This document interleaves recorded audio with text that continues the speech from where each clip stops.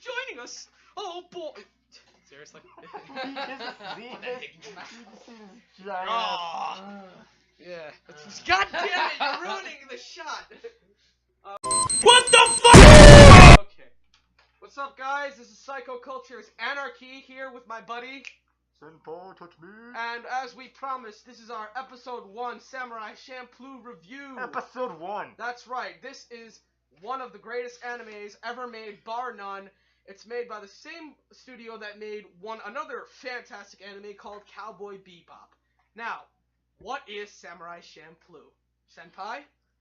Samurai Champloo is an anime that is set within, I believe, the era of the Edo era? Yes, the feudal Japan era. Feudal Japan era, where there's samurais, ronin, and whatnot. The shogun's not. The twist is that it has a flair of hip-hop. Yes, that's one of the most things that Samurai Champloo is very memorable for. Samurai Champloo is memorable for one of the best music, hip-hop of all things, in anime, where Cowboy Bebop had a very jazzy feel to it. This is straight up rap and hip-hop. This anime has managed to blend an ancient era of history with today's modern music when it was good. So, getting down to it, Samurai Champloo follows the story of 3 characters in particular. Number 1, my favorite, Mugen. Number 2, Jin. And number 3, shit, I forgot the girl's name. Well, let's just call her the main female character. What? Spill. I always get those two confused. So, the story follows 3 characters when they first meet up. This is episode 1. This is when they're all meeting for the first time. And this is where they introduce a feel of the characters. You get Mugen, who's a rogue, who really is go with the flow, has an unorthodox, specific fighting style only to him, where you also meet guys like Jin, who's a wandering ronin, who is a very disciplined, very precise, very well-trained samurai. He's very disciplined within the sense of mentality of an actual samurai. Yes. Mugen's more in the sense of kind of like a street thug, in the sense of like the hip hop, and in the sense of a hip hop fashion where he doesn't really give a single shit. Yeah, like and ever. From the get-go you could tell, because it starts out in a village where both Mugen and Jin are meeting for the first time. They're meeting Fu for the first time and all that shit. And right off the bat, that's how they introduce the characters.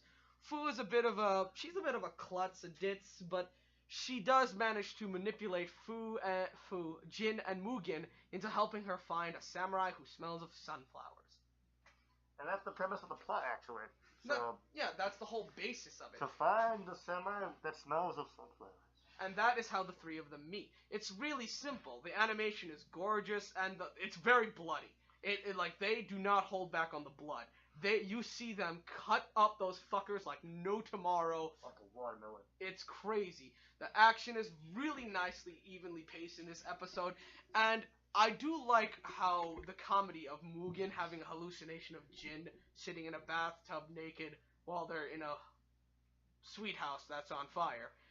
Oh. No, well, that scene, which is later on, is when they burn a crop field and surprise, it's weed.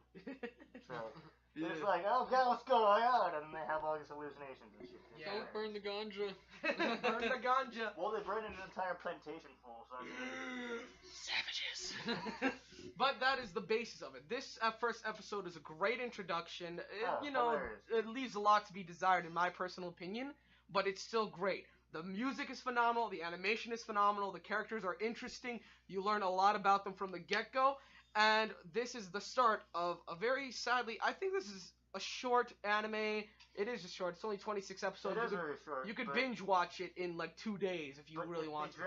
But if they dragged it on to the point of, example, Naruto, Dragon Ball Z, Bleach, Fairy Tail, One Piece, if they dragged it on to that point, it wouldn't have the same effect as it had back when it was just condensed. And it wasn't rushed or anything.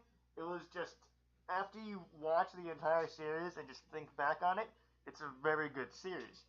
The ending especially, you don't want, you wouldn't have it any other way once you think about it. So it's a very, very good ending to a very, very good show. So, and we'll get to that in the final episode of this anime review. This was episode 1. The base is the introduction to all the characters. You got a sense of their fighting style, the animation, everything, and all that shit. And then the next episode,